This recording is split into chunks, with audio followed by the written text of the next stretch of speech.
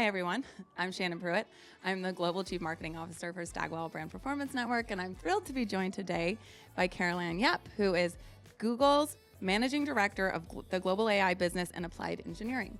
Yes. Got that right. Yep, you did. It's a mouthful. Woo, it's a mouthful. I know. It's a mouthful. But you know what? It's amazing, and it's very impressive, and I'm thrilled to be here with you today at the Cannes Festival of Creativity.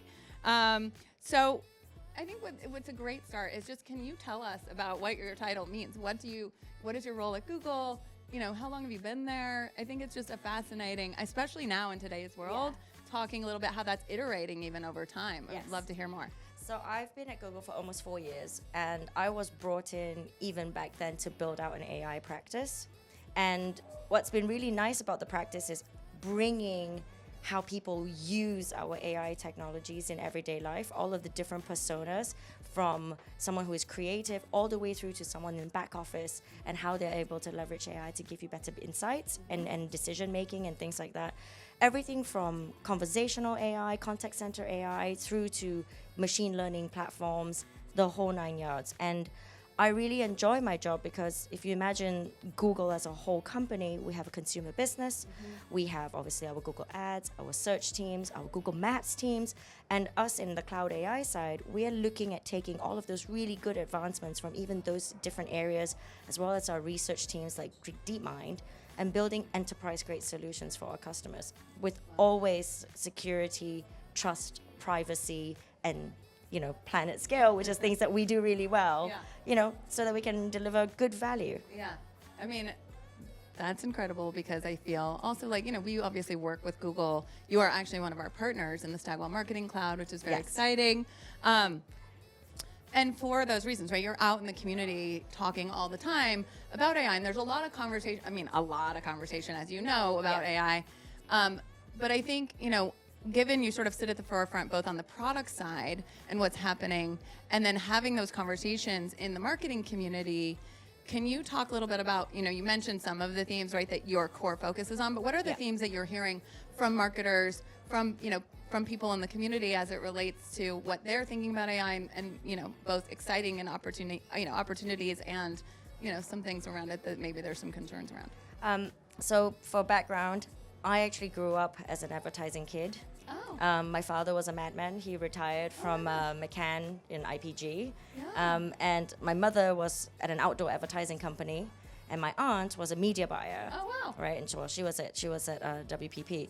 And so I used to be a tape runner in the studios when we had that one ad that had to go across multiple studios at that specific time slot all the way back in the day. But I grew up with a lot of brand activation and all of, seeing that whole spectrum of what would happen from pitch to win to storyboarding to media events, all of those things. And so I have a great appreciation for all of the different roles in advertising as a whole. Yeah. Thinking about the way creatives and the tools that creatives need to use, I've obviously, because I grew up in it, I saw the things with Photoshop, lighting, setup and all of that. I think it's really great now that we can have tools that allow creatives to just iterate faster so that they can get their ideas out quicker. But also, I'm not great at drawing, artistically. Me right? It's not one of my skills. I'm really good at drawing network diagrams and things like that, though. So all the technical stuff that I can do because it's just lines and squares, So that's pretty good. But it's been really interesting just to see where the tools are going, people who are really adopting it, trying to also improve how we build those sort of tool sets. How do we make it more accessible to people who don't necessarily speak the tech language when we don't want them to, because we actually want the humanity side to be able to come out and for people like my team to translate the needs between marketers, creatives, etc. into the tools that we provide. So we are definitely seeing a huge uptick in creatives as a whole, even from people, copywriters who are using this to articulate ideas, through to people who are doing images, even things around video. Right. We're starting to see an increase in people looking and doing and generating even just really short snippets, 8 seconds of video, 40 seconds of video, and how they can just do that. And also creating synthetic audiences. That's a really big one. Being able to create synthetic audiences to A/B test before you actually bring people in has been has been a huge uplift in my opinion. I mean, I think it's actually probably one of the most powerful.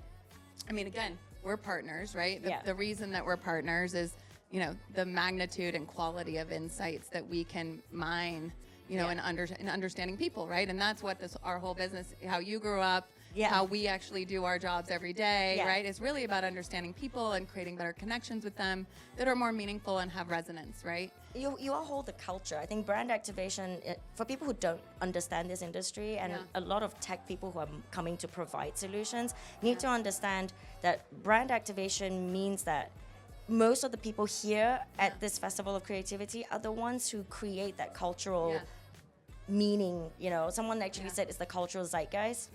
Everyone who's here and who's creative holds that. You know, because it takes all of that to get someone to feel something about a brand, to want to do something with the brand, right? And so how do you create tools that help bring something like that to life is very, very exciting in my opinion. I think so too. I mean, speaking of zeitgeist, there's a pickleball tournament going on behind us. Fastest growing sport, everyone. Fastest growing sport. It's getting serious. It's getting very serious. So if they're screaming, you'll know what's happening. Also, that's my outfit. I wish I could join you. I wish you could too. This ensemble we would make not great apply. partners. I feel like we would. It would be great. Fierce. Stay out there, fierce. So the last question really dovetails onto what you were just talking about, which is, you know, as partners, we now have these insights. You know, what can, you know, in your, you know, from your perspective, right, this opportunity to develop more powerful connections is a really important one.